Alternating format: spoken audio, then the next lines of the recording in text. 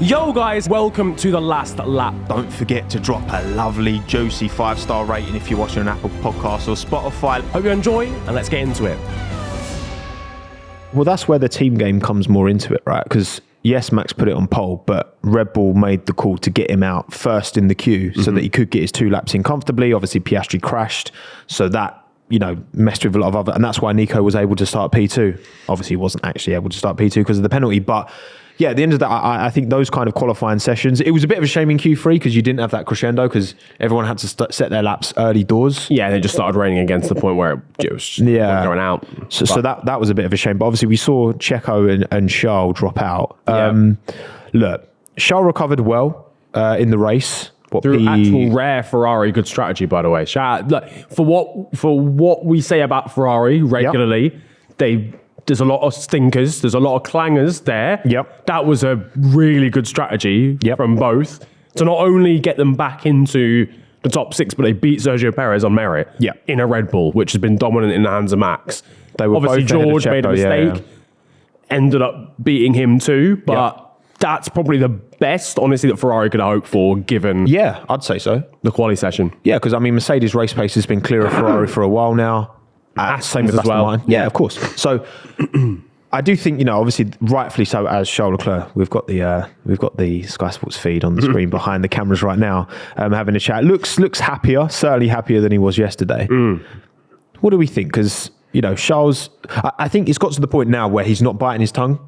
I think at the start, you want to defend the team, you want to protect the team to an extent. There is that. As a driver, you are almost the voice. What you say carries a lot of weight. You're the face, to an extent, of an entire team, hundreds of people. And he was very prepared yesterday to be like, I thought we should have done this, but we didn't. The team wanted to do this, and I don't agree. Yeah, and that's why we're here. Which is indicative of, him not feeling too satisfied and happy. Yes, it worked out today, but... I don't know, where do you think his head is at? Because this isn't the first time we talked about Charles' future at Ferrari. I think it's a reflection of... I think him coming out and being very vocal about this. Charles is a very emotional man. I mean, he wears his heart on his sleeve. His heart's on his sleeve, And I mean, again, I mean that in the nicest way. But like, it's often more him blaming himself for stuff on like team radio. Like, it goes wide. It's my fault. Like, I'm stupid. Barrier. I am stupid. No. And such quotes. But it's not Charles Leclerc special. It's a little soundboard, just like no.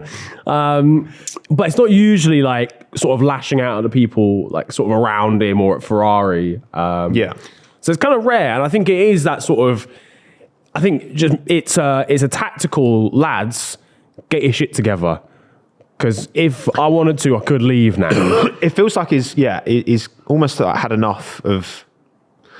Almost, I think this could be quite poignant because I do think there's a fine line, and I think if you just are quite not placid, but quite you just do what the team tell you to do, and you react to whatever, because as a driver, you do need to give that insight. You do need to, there's a time and a place to listen to the team and a time and a place to listen to the driver.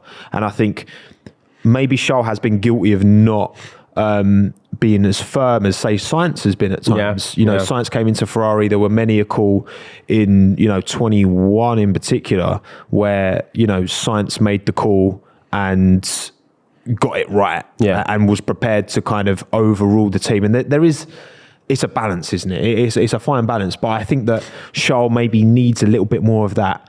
For example, if Max Verstappen doesn't agree with the strategy, if Lewis Hamilton doesn't agree with the strategy, they're going to like make it very, very clear from the get-go. I think that I know we do still see with Lewis occasionally, like Mercedes will say, nah, do this, and he'll do it, but he'll go, like, guys, we shouldn't have done that on team radio after or whatever. But for the most part, he'll make his own decision. Charles never really makes his own decision and just goes, no, lads, we are doing this. Well, if the driver physically drives into the pit lane, the team will then have to react to that, even if, like, you know what I mean? So it's, yes, if Charles was like, I'm coming into the pits. So for example, qualifying, if he said, I'm coming in for slicks. Yeah. I guess it's difficult, right? Because to do that requires, if that back fires like on you, and you're as a driver, you've taken that almost ego-led decision, which isn't always a bad thing at all. Yeah. Like, and then get it wrong, then you're going to feel like a bit of a mug. No, 1,000%. But I think when it's like data stuff and the team are saying, no, you don't do this because we can see all the numbers. Yeah. We know what the deal is and this is the best thing for you. When it's stuff like weather, changeable conditions, you as the driver are the one actually driving out there. And if you're seeing a dry line developing, if you're starting to go exponentially quicker on inters and you're going, this is dry enough now. Yeah. You have got, for me, the driver has probably got to be the one to make the decision unless there's like more rain coming on like the radar that they can't see. And that's what Leclerc communicated on the radio, didn't he? And he was like, I think this is slick weather. Like there's a dry line. We need to go on slicks. And the team were like, no, like they played it more conservatively because no one else was jumping on the slicks at that time either. Yeah. But he had the confidence to be like, no, I think this is slick weather. It was, and that ended up paying dividends for Albon because he was like the only one who jumped onto softs at that time. So, yeah, you think it's lots of maybes, isn't it? A little bit. Yeah, they did it, as we said, at least recover in the race. I just really hope, man, because like Charles is so good, isn't he? He's such a talented driver, and it's like if Ferrari don't deliver the goods, I'll be gutted because I don't think he's going to leave. I don't think he's going to leave now. I don't think there's like a door that just like naturally opens for Charles Leclerc in like the driver market. Like there's more and more talk of Lewis and Toto are going to go for coffee together and eat croissants and sign a contract. And wait, is Lewis's contract confirmed yet? It's not. No. But he like they asked him about it in a press conference, and he was like, "Well, hopefully, I'm going to meet Toto this week, and we'll like go for coffee." It was a bit awkward that, wasn't it? Lads, just signed a contract. Just signed a thing. You don't need to go to like a 3-course meal together to sign it. But yeah, with that door probably closing, I think that's kind of like it really. If you're Charles, you're probably just going to end up signing a Ferrari deal. No, I think Charles has had enough of the shenanigans, the approach that he's, and I think he needs to just be a bit more of a dickhead. Yeah, you know what I mean, like in a good way, like a positive dickhead. Yes.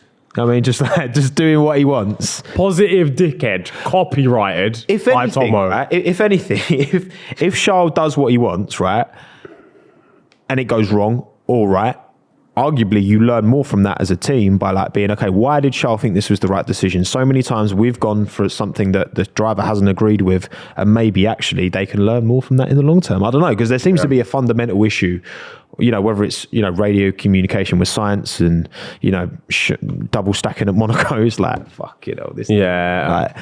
I know Fred's like, he's not been there long. Mm-hmm. It's going to take time, but it's still like, it still feels like it's a work in progress. Yeah. And again, like maybe it's because it's Ferrari, we're jumping on them a bit more. I don't know.